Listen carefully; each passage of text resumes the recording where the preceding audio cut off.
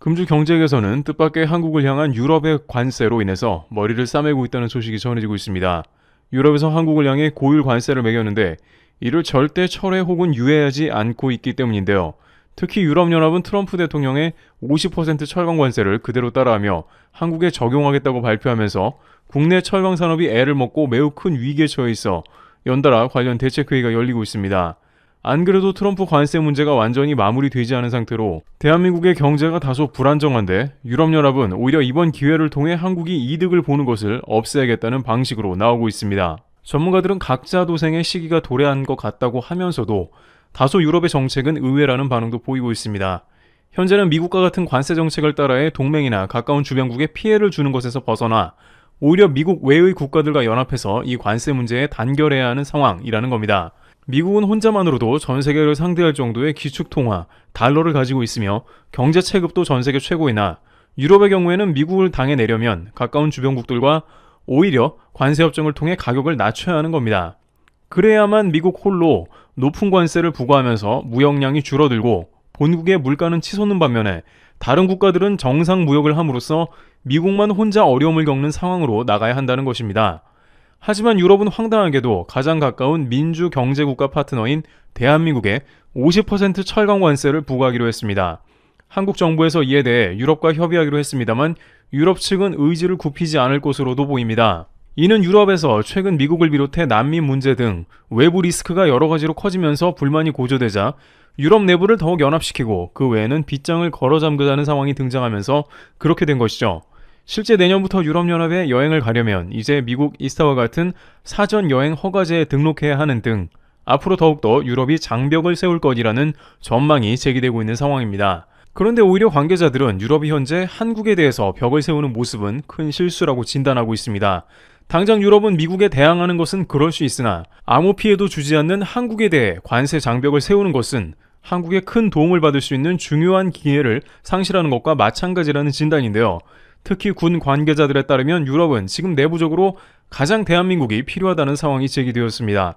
프랑스조차 한국의 천무의 필요성을 강조했고 독일 국방부 관계자도 한국의 탄약 생산 능력이 필요함을 강조했습니다.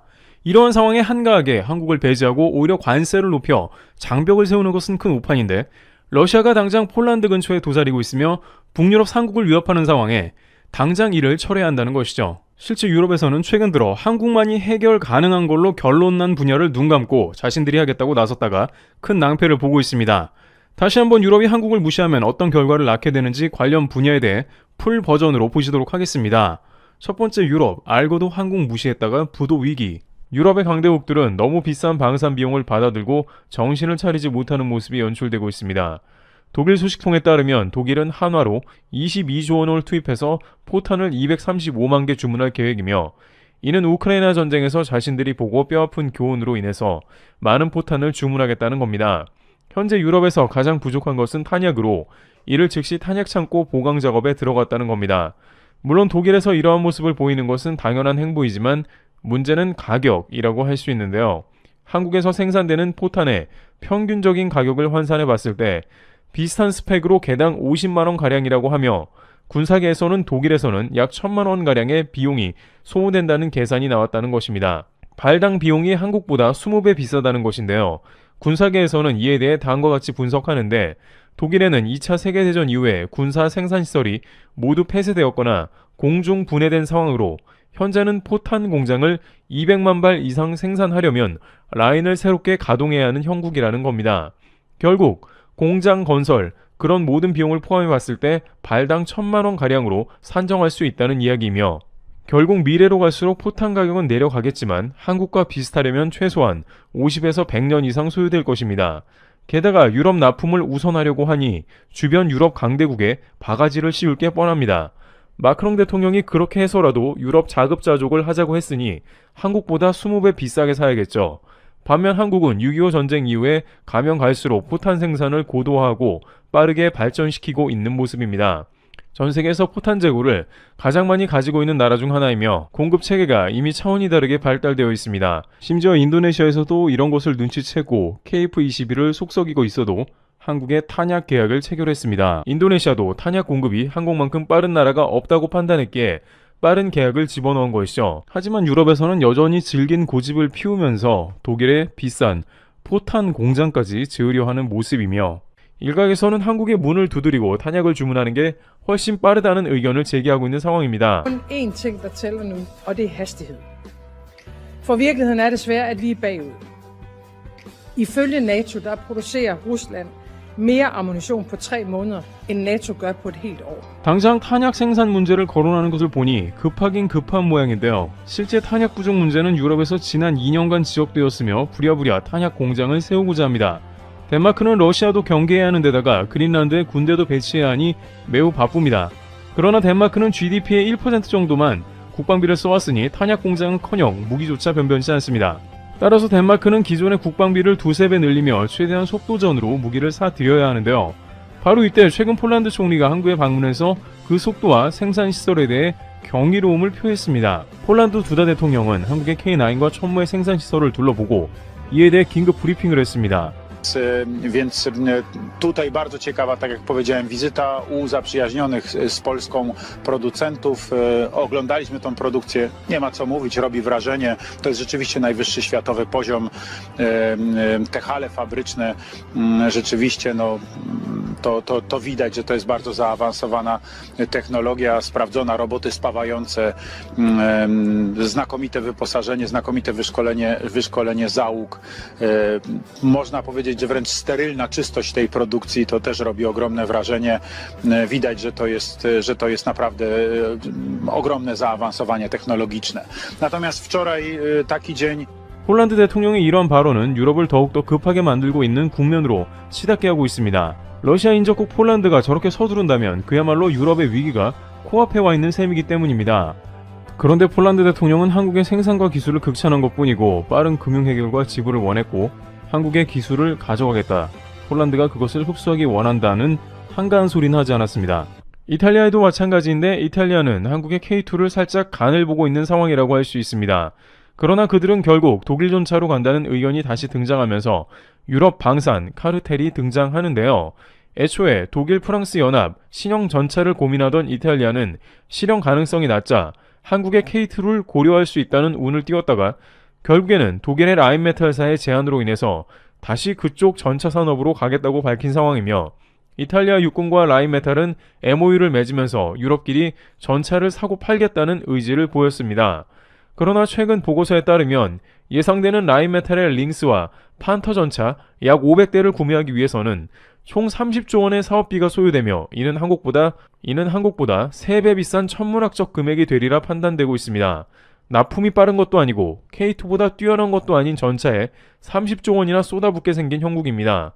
결국 유럽의 정치 때문에 그러한 일을 벌이고 있는 상황이 등장하면서 이탈리아 비난 여론이 생기고 있으며, 애초에 미국이 지적한 것과 같이 한국의 K2 전차가 답인데 왜 그런 난해한 선택을 하는지 의문이라는 뜻입니다. 블룸버그에 따르면 유럽 전차는 K2가 지배하게 되고 이것이 유럽의 안보를 강력하게 하는 길이라 했는데, 이런 경고를 무시하고 있으며 러시아는 전선을 확장하는데 그때는 이미 늦었다는 말이 나오고 있는 것이죠. 게다가 위 전차들은 아직 개발이 끝난 것도 아니며 라이센스 문제도 일부 해결이 안 된 상태입니다. 이탈리아 국민 입장에서는 정치계의 오랜 관행과 비리 때문에 독일에 매달리는 게 이해가 안 되는 상황이며 끝까지 한국이라는 선택지를 배제하고 비싼 방산을 들이는 모습을 비판할 수밖에 없습니다. 뒤늦게 한국에 문 두드려봤자 이미 한국은 폴란드, 루마니아, 슬로바키아 등 동유럽 우선 납품을 할 것이며 그들보다 최소한 5년 이상 빠른 배송으로 전차를 인도할 것이기에 뒤늦게 발만 동동 구르게 된다는 겁니다. 군사계 전문가들은 그동안 유럽에 끼인 프리미엄과 거품이 얼마나 심한지에 대해 거론하고 있는데요. 군사계에서는 5가지의 강력한 포인트가 한국이 유럽을 앞서는 이유라고 제시하고 있습니다. 첫 번째는 한국과 유럽 방산의 가장 큰 차이점 중 하나는 개발 비용이라고 할 수 있습니다.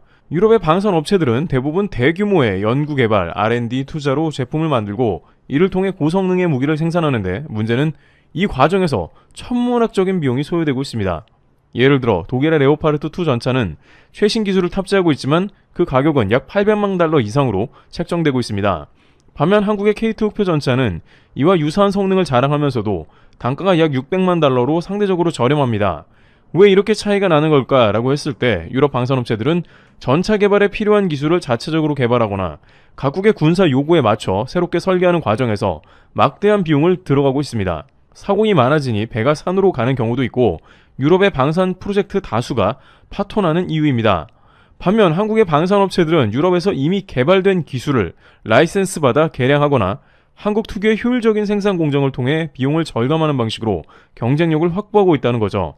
두 번째로 거론되는 건 생산 규모의 차이인데요. 유럽 국가들은 군사력에 대한 수요가 상대적으로 적기 때문에 방산 무기의 생산 단가가 올라가게 되죠. 예를 들어 프랑스의 다소 항공에서 생산하는 라팔 전투기는 약 1억 달러에 달하는데, 하지만 한국의 FA-50 경공격기는 라팔에 비해 성능이 다소 낮지만 약 3천만 달러 수준입니다. 라팔 전투기는 높은 기술력과 성능을 자랑하지만 생산량이 적어 규모의 경제를 실현하기 어려운 반면 FA-50은 한국의 대량 생산 체계를 통해 단가를 낮출 수 있었던 것입니다. 결국 전 세계 여러 나라에 수출되어 경제성을 인정받기도 했습니다. 세 번째, 유럽의 인건비와 복지 제도는 결국 모든 코스트를 올려놓고 있는데 심각합니다. 유럽 대부분의 국가들은 높은 수준의 복지 제도를 운영하고 있어 방산 무기를 개발하고 생산하는 데 들어가는 인건비가 상당한데 한국보다 훨씬 심각합니다. 예를 들어 이탈리아의 프레미니움 마리나레 방산 시스템은 높은 인건비와 복지 비용 때문에 상대적으로 가격이 높게 책정받을 수밖에 없지만 한국은 상대적으로 낮은 인건비로 생산 단가를 낮출 수 있습니다. 보고서에 따르면 이탈리아 해군은 대한민국의 해군보다 3배 이상을 지출하고 비슷한 무기를 가집니다. 네 번째로 무기 수출 규제와 인증 절차가 결국 유럽을 위기에 빠뜨리는데요. 유럽은 무기 수출에 대한 규제가 매우 엄격하며 각국의 승인 절차를 거쳐야 하는 데다가 유럽연합 차원에서 통합된 인증 절차도 따르기 때문에 이로 인해 시간과 비용이 더 많이 발생합니다. 예를 들어 유럽의 MBDA에서 생산하는 미사일 시스템은 한국보다 무려 7배 이상의 가격인데 이는 대부분 까다로운 규제와 인증 절차 때문이고 한국은 비교적 무기 수출 규제가 덜 엄격한 편이며 인증 절차도 상대적으로 간소화되어 있어 비용 부담이 적다는 게 있습니다. 오히려 유럽연합이 발목을 잡는 경우가 허다합니다. 다섯 번째로 거품이 낀 브랜드 가치와 국가 이미지 차이를 들 수가 있는데요. 유럽의 방산 제품은 오랜 역사와 전통을 자랑하는 브랜드 가치를 스스로 매겨놓고 있습니다. 독일의 레오파르트 전차, 프랑스의 라팔 전투기, 영국의 타이푼 전투기 등은 세계적으로 인정받으며 이를 자기들끼리 프리미엄 브랜드라고 부릅니다만 이러한 브랜드 이미지는 제품의 가격에도 영향을 미치죠. 반면 한국의 방산 제품은 아직 유럽 방산 제품만큼의 브랜드 인지도가 높지 않은 게 사실입니다만 되려 실속 있고 쓸데없는 거품이 없고 성능은 좋기에 유럽 스스로 거품이 껴서 판로를 막고 있다는 평도 나옵니다. 여기에 효율적인 생산 공정과 기술 이전을 통해 차별화도 되고 있어 결국 유럽 방산을 부도로 몰고 가고 있죠. 두 번째, 한국 무기 유럽에 지원하라. 유럽 의회에서 결의된 사안은 해당 국가에 직접적인 압박을 할 수도 있는 것이라 주목되고 있는데요. 게다가 한국을 유럽 방산에서 제외해 버리자는 프랑스에서 열린 회의에서 이 결의안이 채택되었습니다.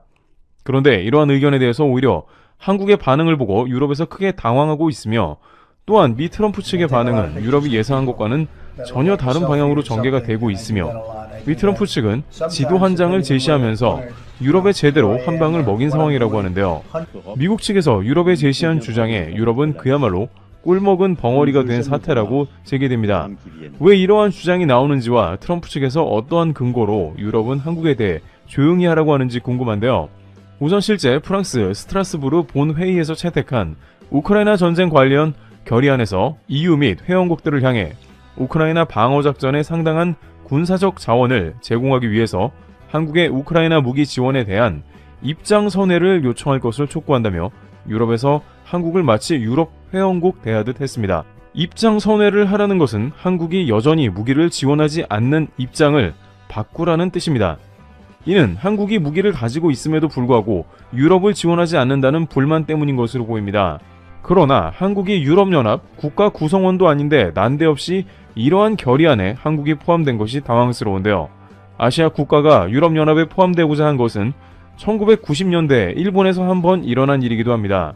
당시 일본에서는 자신들의 클래스가 탈아시아급이라며 유럽연합에 속해야 한다는 학회를 개최한 적이 있지만 결국 유럽연합이 이러한 일본의 요구에 대해서 유럽연합의 뜻이 무엇인가 라며 대답하며 일축되었습니다. 그 당시 일본은 유럽연합에 가입해달라고 요청했으나 이러한 것은 유럽연합에서 강력하게 거부된 것입니다. 하지만 오히려 이번에는 유럽에서 한국은 가만히 있는데 유럽연합의 일원처럼 무기를 요청한 것입니다. 이번 유럽 결의안이 주목되는 것은 유럽에서 공식 문건에 한국을 포함했다는 점이라고 할 수 있습니다. 유럽에서 이러한 반응이 나오는 이유는 막판 우크라이나의 전세 역전을 노리는 것이며 트럼프 대통령 집권 이전에 러시아의 세력을 최대한 무너뜨려야 한다는 주장이 반영된 것입니다. 그런데 이러한 유럽의 황당한 주장에 한국과 미국에서는 각각 전혀 다른 반응이 나오는데요. 우선 미국 트럼프 측에서는 다음과 같은 주장을 하면서 유럽을 당황하게 하고 있습니다. 미 군사 싱크탱크 연구소에 따르면 유럽에서는 아시아 문제에 최근 적극 관여하지 않았는데 특히 대만 문제에서 미국의 요구를 지속적으로 피하는 모습을 보였다며 황당하다는 반응입니다. 트럼프 정책 결정의 주요 자문을 하는 해당 연구소는 그러면서 지도 한 장을 내보였다고 하는데요. 이는 당시 미국 정부에서 대만 해협에 전 세계에서 항행의 자유를 선보이자며 요청을 해왔으며 특히 유럽연합에서 직접 함정을 파견해서 대만 해협을 가로지르자는 요청을 해왔다는 것입니다. 그런데 그 당시 대만 해협에 나타난 것은 오직 캐나다 군함밖에 없었다고 이야기한 것이며 유럽에서는 미국의 요구에 대해서 현재 중국과 대만의 첨예한 갈등을 일으키기 원하지 않는다면서 유럽에서는 대만 해협에 진출하기를 꺼려했으며 아시아 문제는 더욱 유럽과 멀다고 반응했습니다. 당시 유럽에서 이런 결정을 내린 것은 중국과 밀접한 경제 관계를 맺고 있는 독일과 프랑스 등 강대국들이 미국의 이러한 요구에 대해서 유럽에 내정 간섭을 하지 말라며 반발한 것이죠. 미국에서는 유럽은 이중적인 태도를 보인다면서 이에 대해 황당하다는 반응을 보인 것입니다. 그러면서 유럽에 문제가 생겼을 때 아시아의 한국을 마치 유럽연합 일원처럼 자신들의 문서에 포함했습니다. 그렇다면 이제는 전체 무기 무상 지원이라는 황당한 요구를 하고 있는 것으로 파악되는 겁니다. 하지만 한국에서는 오늘도 중국과 러시아 군용기가 카디지를 침범하는 등 최악의 상황이 연출됩니다. 중국 러시아 공군은 연합훈련으로 한국 주변을 날아다니는 일종의 시위를 한 것으로 파악됩니다. 이런 국가에서 자국을 지키기도 타이트한데 공짜로 유럽연합에 무기를 달라며 결의안을 한 것인데요. 한국에서는 당연히 이러한 유럽의 반응에 대해서 싸늘하게 나올 수밖에 없다는 의견이 나옵니다. 지금까지 한국은 중국, 러시아, 북한, 일본 등 열강에 둘러싸여 매우 치열한 역사를 보내왔습니다. 그 가운데 한국은 군사 대국이 된다는 방향보다는 주변국의 전쟁 억지력을 위해 부단히 노력한 것인데 주변국들이 전세계 군사순위 5위 안에 들어있거나 핵무기를 가지고 있는 등 군사 강국이다 보니 한국은 저절로 국방력이 상승했으며 최근 수년간은 군수물자 수출도 세계 10위권에 들어간 것입니다. 따라서 유럽 측에서는 이러한 분위기를 다 알고 있다가 결정적 순간에 한국의 지원을 요청한 것으로 보입니다. 우선 한국의 누리꾼들은 이러한 유럽의 요청에 대해 다소 황당하다는 반응을 보이고 있습니다.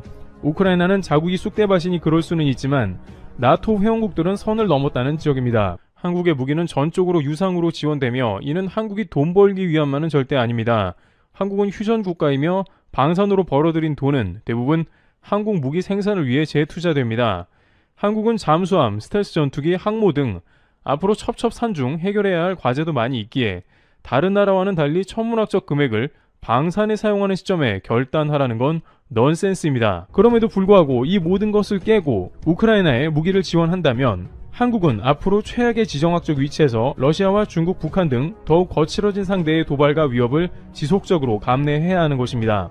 게다가 러시아가 영토 분쟁을 겪고 있는 일본에 하는 것을 보면 이들이 매우 행동을 앞세움을 알 수 있습니다.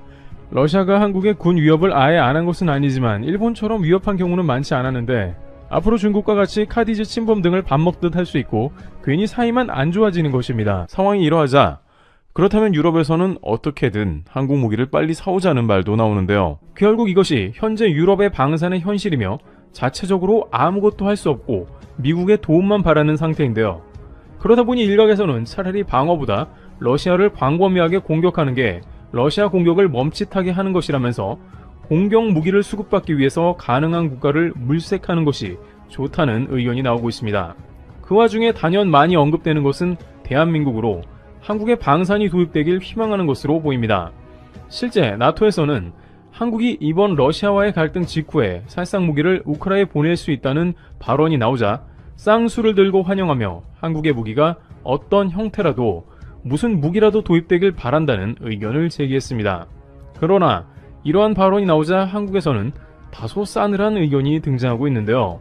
일부 누리꾼들은 무기도 없는 유럽에서 한국 유수의 대기업들이 무기를 팔고자 유로 사토리에 전시를 했는데 G7 및 강대국들이 애써 한국을 무시하면서 유럽 영내에서 해결하자는 분위기가 역력했는데 막상 유럽 내부에서는 방공 미사일조차 없어서 발만 동동 구르며 이제와 한국을 찾고 있다는 것입니다. 한국도 자국 방어를 할 물량을 1차적으로 폴란드나 유럽에 보낸 것이지 여유가 있는 상황이 아닌 것입니다. 애초에 한국이 여러 가지 제안을 했을 때 다양한 국가에서 한국 방산을 들였다면 지금 이런 상황에 좀 달랐을 것이죠. 실상 유럽에서 한국형 패트리어트인 천궁2를 적극적으로 수입하겠다는 국가는 소수로 알려져 있기도 했습니다. 아랍에미리트를 비롯해 사우디에서는 천궁2를 수조 원씩 사들이며 이미 불안한 중동 정세에 대비하고 있었는데 돈도 많은 유럽에서 끝까지 한국을 배척하고 있다가 속수무책 러시아에 당하는 모습인 상황인 것입니다. 군사계에서는 한국이 이 상황에 굳이 노르웨이같이 협업을 해야만 방산을 납품시켜주는 그런 상황을 만들지 말고 또는 폴란드처럼 공장 다 지어주고 기술 이전시켜 주었다가 막상 뒤통수 맞는 그런 맥락도 전혀 필요 없다면서 한국이 충분히 미국처럼 받을 돈 다 받아가면서 갑의 위치를 지켜야 한다는 의견을 제기하고 있습니다. 트래블TV였습니다. 감사합니다.